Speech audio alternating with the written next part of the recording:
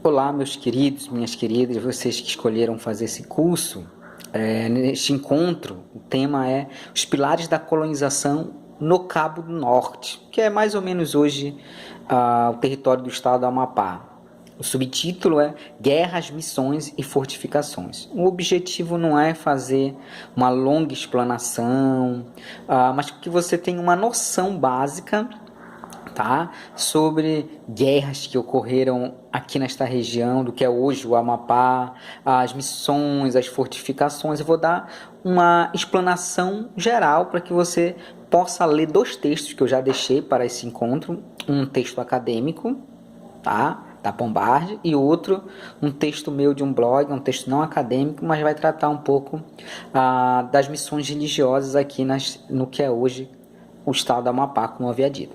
Pois bem, os primeiros colonizadores foram os europeus. Os primeiros colonizadores desse território foram os povos indígenas. Então é difícil saber que povos eram esses, porque vocês sabem, os povos indígenas não escreviam e não escreveram.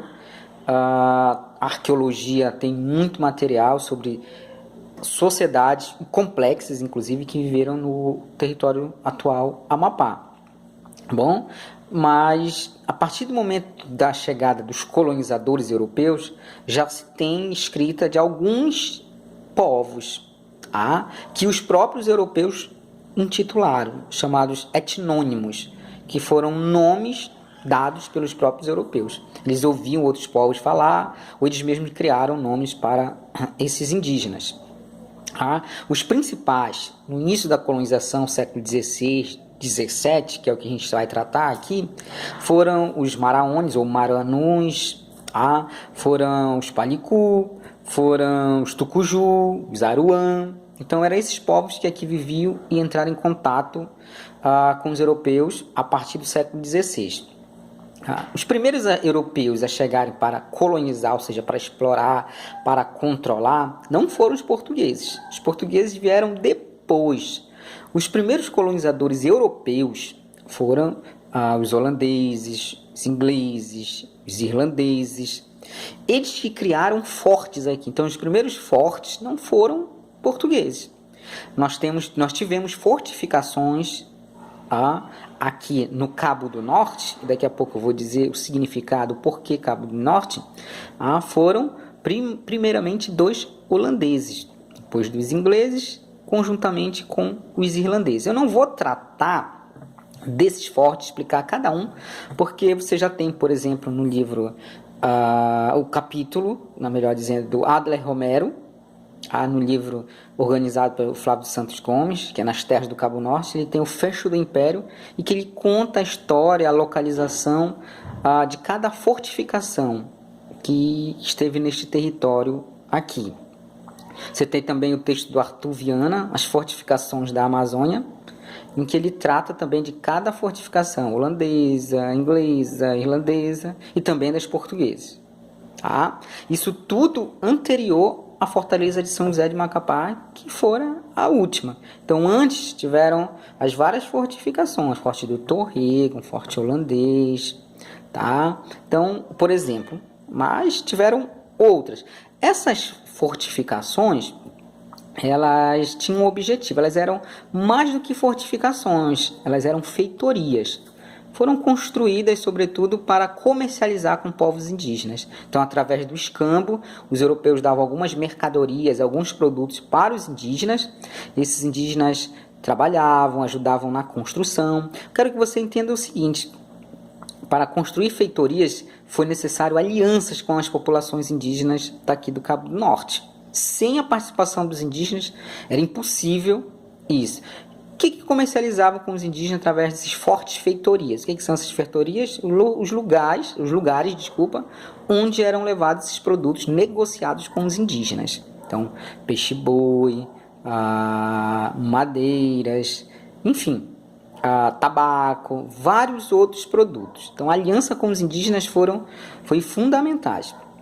A partir de 1616, quando funda-se em Belém, que é a primeira ação dos portugueses na Amazônia colonial, os portugueses, a partir de Belém, depois de Gurupá, eles têm expandir.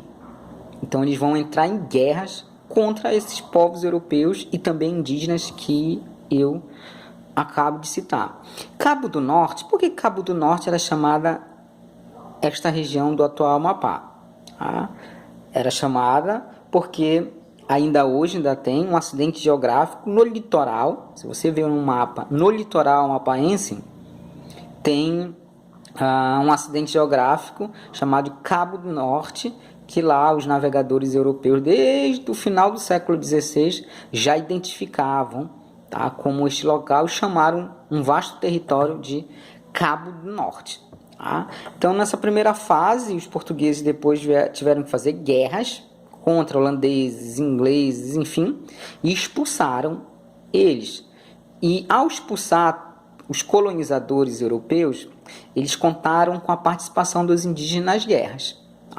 Então, quem que ia lutar, já que tinham poucos europeus para combater?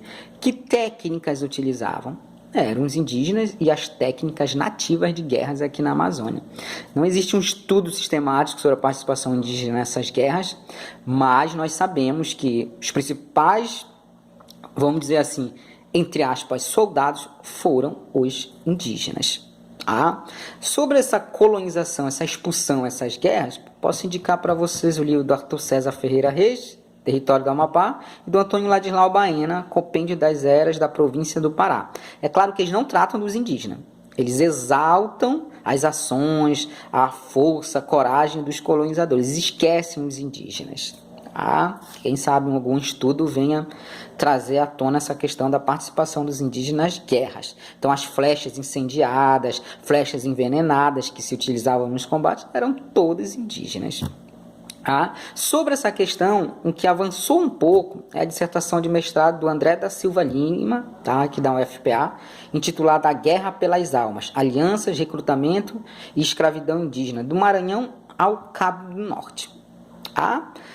Então, após essa expulsão, que foi até 1646, 1647, quando os portugueses conseguiram expulsar e destruir estes fortes de outros europeus, tem uma segunda fase, que é a fase de tentar garantir a posse, consolidar o território para Portugal.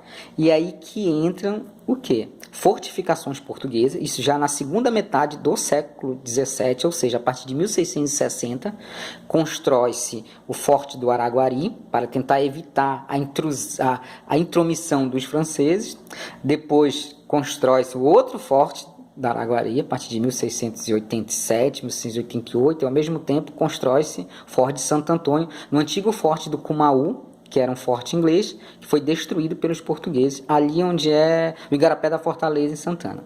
Então, a partir disso, os portugueses vão começar a construir fortificações para garantir a posse. Isso já na segunda metade do século XVII, porque antes eram de outras nações, estas fortificações.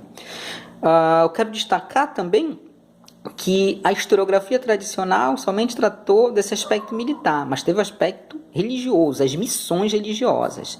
Lembrando que tinha o padroado e havia uma aliança entre a igreja e a coroa portuguesa, e os padres, os missionários, eles eram enviados pelos portugueses também, pelo governo de Portugal, para garantir a posse, para, entre aspas, pacificar os indígenas, negociar com os indígenas, explorar os indígenas, fazer missões, criar aldeamentos ou aldeias missionárias ou missões, para que ali, a serviço de Portugal, também estivesse a posse do território para o governo, para a coroa portuguesa. Então, teve o aspecto militar e as missões, que são 2 textos que tem aí para vocês lerem e fazerem as atividades. Tá bom? Os primeiros missionários para negociar, para catequizar os indígenas foi os Capuchos de Santo Antônio, aqui no Cabo do Norte, que antes, em 1637, o governo da União Ibérica vai criar uma capitania privada e vai doar a Bento Maciel Parente, que é a capitania do Cabo Norte. Então, esse território maior que o estado do Amapá até o atual município de Alenquer era o território da capitania do Cabo do Norte. 1637, governo, o rei Filipe IV da União Ibérica doou a Bento Maciel Parente. Não foi para frente, ele não fez quase nada, que depois da morte dele e de seus parentes, voltou para o governo de Portugal. tá? Já após a União Ibérica, tá bom? Então quero destacar isso, as missões religiosas, que nós vamos trabalhar a partir de agora, elas tiveram esse caráter de garantir o território, garantir a posse, mas também essa negociação, essa relação que foi complexa com as populações indígenas, conforme nós vamos ver nos próximos encontros. Eu sei que foi rápido, muita informação, mas depois você vai aprofundando e só para chegar aonde nós queremos, que é sobre a relação de missionários e indígenas no Cabo do Norte, ok? Abraço, tem as atividades, façam, tá? Leiam os textos, são 2 textos que tem aí, você procura aí nessa aula e encontrarás. Abraço, fique em casa, saúde a todos.